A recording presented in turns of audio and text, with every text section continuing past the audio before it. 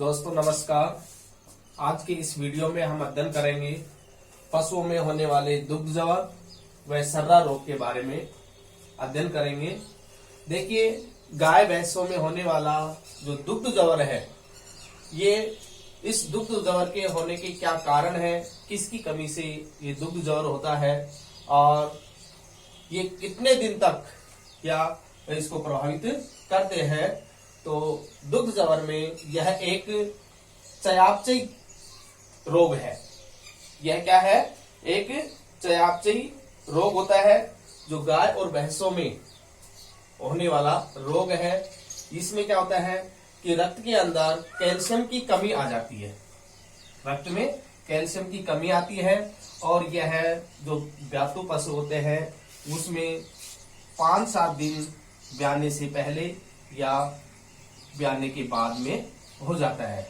इसमें इस रोग का जो कारण होता है मुख्य रूप से कि रक्त के अंदर कैल्शियम की, सीरम कैल्शियम की कमी होती है। किसकी? रक्त में सीरम कैल्शियम होता है और यह इस कैल्शियम की जो कमी होती है और रक्त के अंदर 9 से 11 ग्राम इसमें पाया जाता है। रक्त में जो सीरम कैल्शियम होता है वो 9 से 11 ग्राम होता है या फिर 100 ml के बराबर होता है। यह पशुओं में क्या हो जाता है? रक्त में कमी आ जाती है। तो इसके कारण से यह दुग्ध जवर होता है। अब अन्य जो कारण होते हैं उस अन्य कारणों में भी एक है कि रक्त में सीरम कैल्शियम की मात्रा होती है ना, वो घट जाती है। 100 mg या 100 ml से जो कम हो जाती है या 7% रह जाती है, तो इसके कारण से भी यह दुग्ध जवर हो जाता है। दूसरा कारण है कैल्शियम के जो कारण होता है, इसके 4 प्रमुख कारण होते हैं। 4 प्रमुख कारण है। खीस के अंदर कोलेस्ट्रम के साथ बाहर निकल जाना। जो पशु ब्याता है तो जिसका जो खीस होता है उस खीस या जिसको कोलेस्ट्रम बोलते हैं, तो उस कोलेस्ट्रम जब दूध निकालते हैं तो दूध के साथ में वह कोलेस्ट्रम बाहर निकल जाता है, तो सबसे ज्यादा कमी आ जाती है पशु के अंदर कैल्शियम की।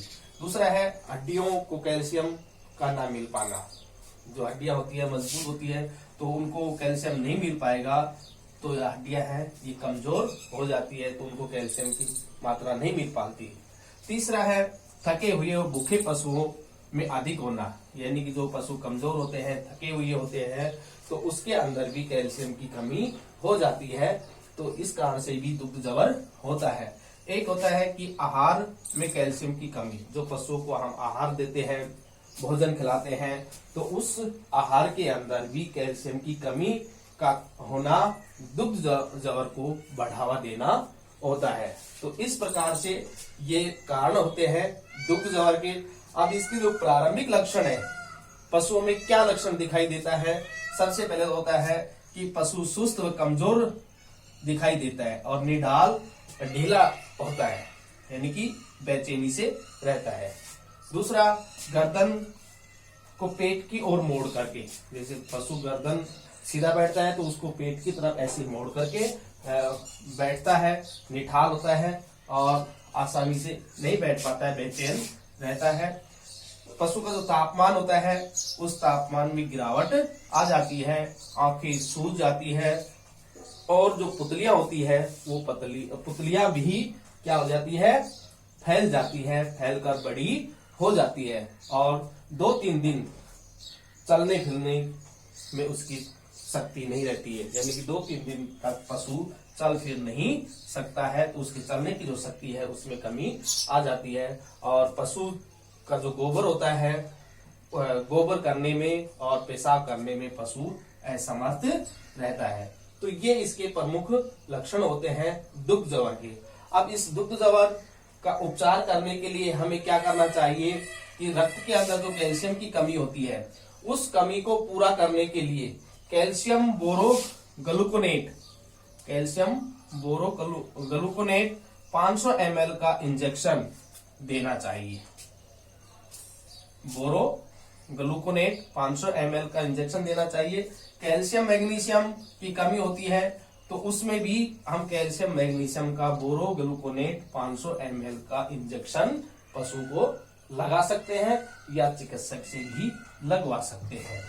इसके जो बचाव करने चाहिए, क्या बचाव करने चाहिए? कैल्शियम की पूर्ति करने के लिए पशु को कैल्शियम युक्त आहार देना चाहिए। ब्याने के पूर्व उसको विटामिन की खुराक देनी चाहिए, यानी जो पशु ब्यातु होते हैं तो जिसके अंदर कैल्शियम की कमी आ जाती है, विटामिन की कमी आ जाती है, तो उसको कैल्शियम युक्त आहार देना चाहिए और ब्याने के पूर्व विटामिन की खुराक भी देनी चाहिए।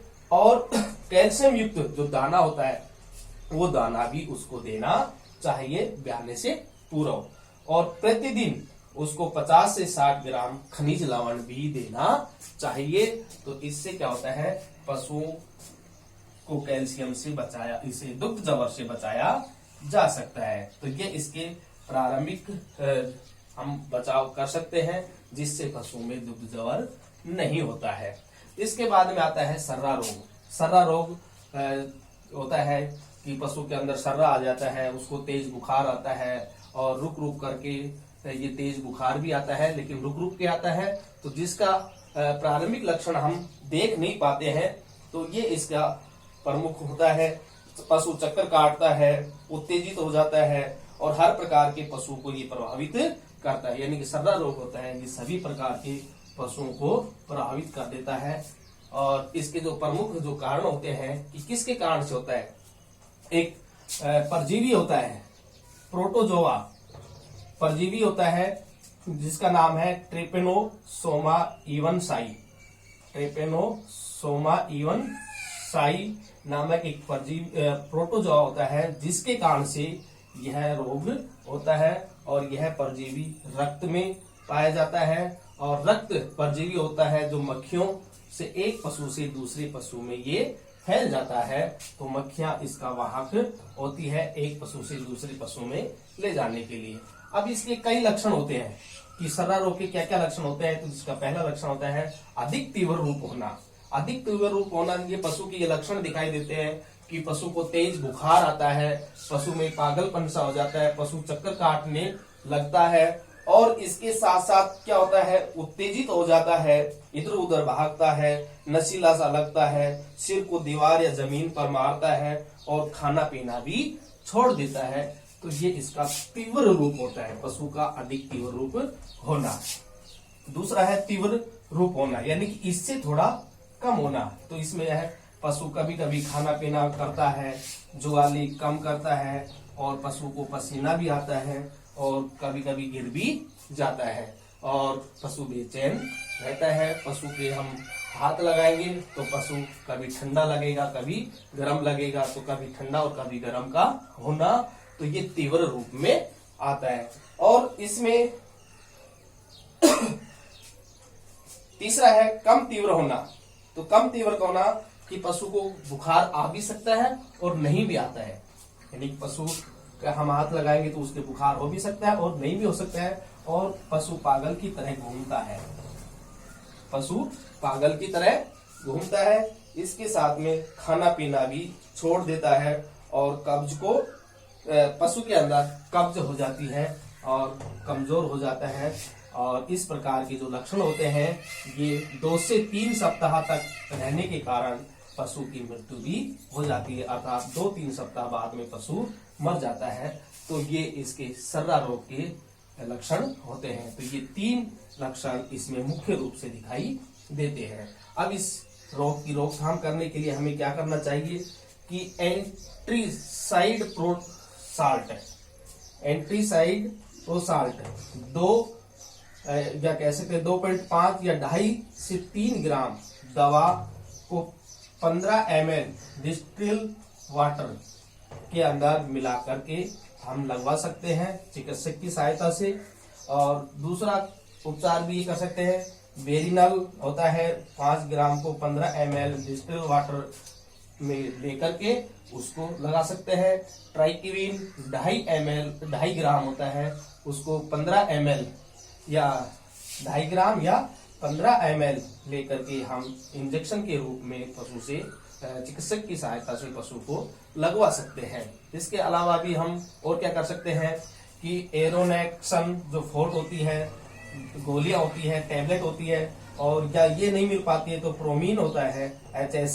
तो इन दोनों में से एनोरेक्सन फोर्ट और प्रोमीन दोनों में से दो गोलियां सुबह शाम पशु को देनी चाहिए। और टोनाफास्फोन है वो 10 ml या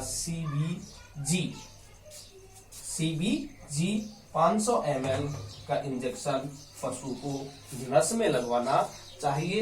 और ये जो रोकथाम के उपचार करवा रहे हैं इसमें चिकित्सक की सलाह लेना आवश्यक है। और इस प्रकार से पशु को दुग्ध जवर व सर्रा रोग से बचाया जा सकता है। तो दोस्तों आज के इस वीडियो में इतना ही है। कल हम आपको अन्य रोग के बारे में अध्ययन करवाएंगे। धन्यवाद।